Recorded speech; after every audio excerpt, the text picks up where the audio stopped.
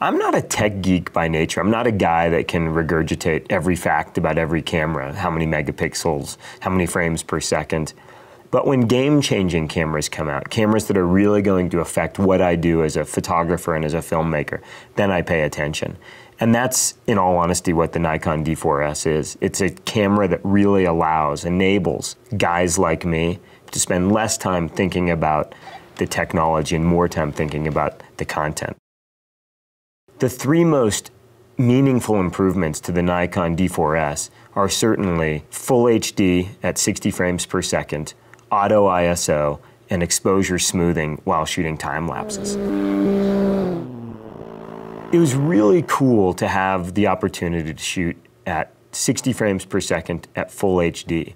A lot of the subject matter that Robert Beck and Dave Black were shooting was really fast-paced action. And when you play that back at 24 frames per second, the viewer really can't appreciate the speed and how dynamic these sports are.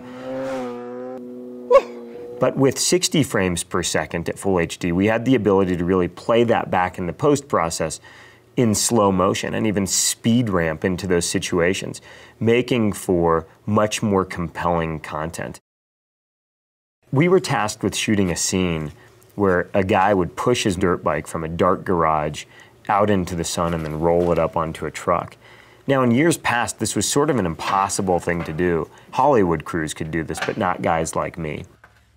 This scenario just blew my mind. We were using the auto ISO functionality of the new D4S in movie mode, and what it allowed us to do is do a shot in a dark garage where the guys are working on their bikes.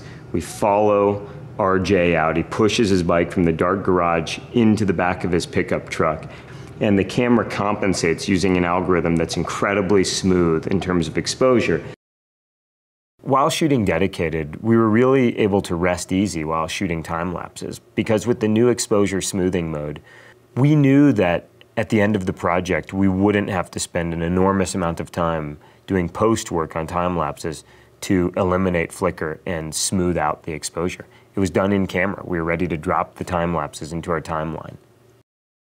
All of the research and development that Nikon put into the Nikon D4S, at the end of the day, benefits us, guys like you and I that are trying to tell compelling motion stories. So if you haven't already, go out and buy a Nikon D4S.